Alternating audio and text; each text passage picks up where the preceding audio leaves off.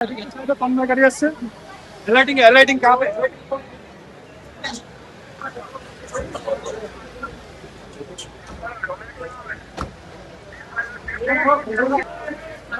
বহরমপুরে গোবিন্দপুর থেকে বেরিয়ে রেল দুর্ঘটনায় আহতদের দেখতে মুর্শিদাবাদ মেডিকেল কলেজ হাসপাতালে পৌঁছে গেলেন মুখ্যমন্ত্রী শুভেন্দু অধিকারী। মুর্শিদাবাদ মেডিকেল কলেজ হাসপাতালে চিকিৎসাধীন দুজনের সাথে কথা বললেন তিনি। পরিবারের সদস্যদের সাথেও কথা হলো। এদিন বেলা 11:30 নাগাদ বহরমপুর স্টেডিয়ামে নামে মুখ্যমন্ত্রীর হেলিকপ্টার। সেখান থেকে সড়কপথে মুখ্যমন্ত্রী পৌঁছে যান গোবিন্দপুরে।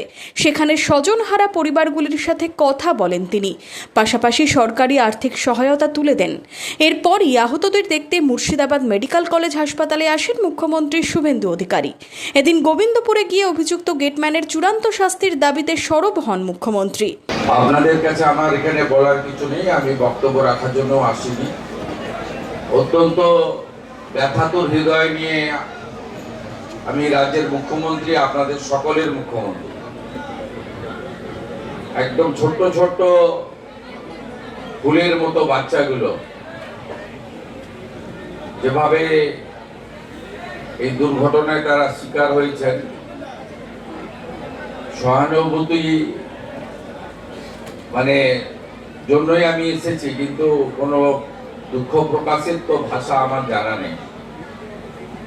পরিবারগুলোর পাশে আছে এটুকু বলতে পারি। আবারও বলি, অর্থ দিয়ে কখনো এই ধরনের ক্ষতি পূরণ হয় না। তবুও সরকারের দায়িত্ব রয়েছে, সরকার মানবিক, এবং সবচেয়ে কষ্টের এটাই এই ঘটনাটা এড়ানো যেত। প্রাথমিক তদন্তে রেল এবং পুলিশ যেটা আমাকে জানিয়েছে, গেটম্যানের যে দায়িত্ব জ্ঞানহীনতার কাজ, আমি এই রাজ্যের পুলিশ মন্ত্রীও বটে, আমি আপনাদের কথা দিয়ে যাচ্ছি, ওই গেটম্যান তার চূড়ান্ত শাস্তি হবে আইনের মধ্যে। এটা ক্ষমার অযোগ্য। আমি পরিবারগুলোর পাশে আছি, আমি প্রত্যেকের সঙ্গে আলাদা করে কথা বলেছি। দেখুন, এখানে চোখের জল দেওয়া ছাড়া আর অন্য কিচ্ছু নেই আমাদের দেওয়া। উপরওয়ালা, ভগবান, ঈশ্বর, যে যেভাবেই ভাবেন না কেন, এই পরিবারগুলোকে শক্তি দিক, তারা যাতে এই শোক কাটিয়ে উঠতে পারে। এবং পরিবারগুলো প্রত্যেকে, আমি দেখুন, প্রচারের জন্য আমি করি না কাজ।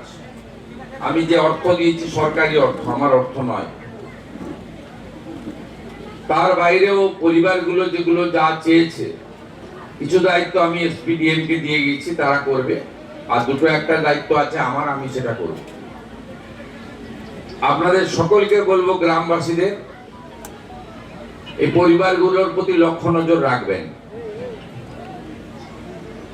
এবং 3টি পরিবার, একজন তো সৌদিতে থাকে, আর দুজন তো দেখলাম পরিযায়ী শ্রমিক, বাইরে থাকেন, তারা ফিরে এসেছেন ট্রেনে।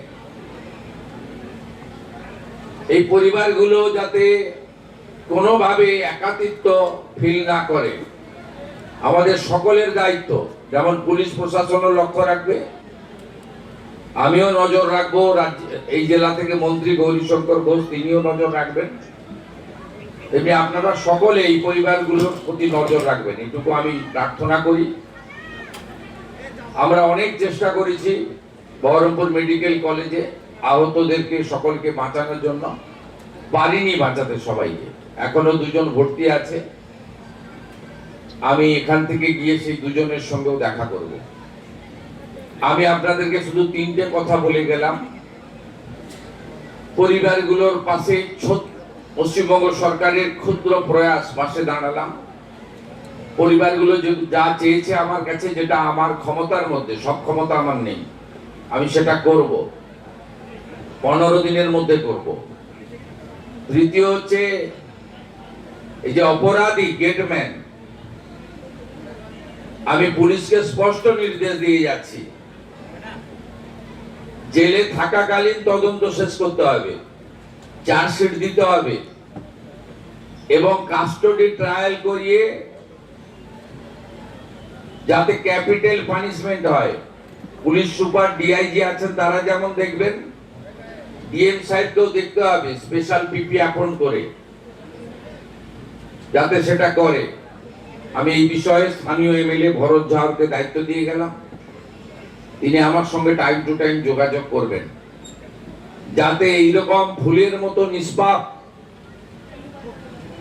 এত সুন্দর একরত্তি, আমাদের ভবিষ্যৎময় এইরকম ঘটনা যাতে আর কারণ না ঘটে, এটাই প্রার্থনা থাকবে। এবং কর্ণসুবর্ণ রেল গেটে যাতে আরো সুরক্ষা বৃদ্ধি হয়, ডিএম সাহেব রেলের সঙ্গে কথা বলবেন। তার জন্য আমার লেভেলে যদি কিছু কথা বলতে হয় রেলমন্ত্রীর সঙ্গে, সেটাও আমি করব। আমার আর কিচ্ছু বলার নেই, চোখের জল ছাড়া আপনাদের জন্য আমার দেওয়ার কিচ্ছু নেই। সবাই ভালো থাকবেন। মুর্শিদাবাদ মেডিকেল কলেজ হাসপাতাল থেকে বেরিয়ে স্টেডিয়াম থেকে হেলিকপ্টারে উড়ে যান মুখ্যমন্ত্রী। Bureau report, imagine community media.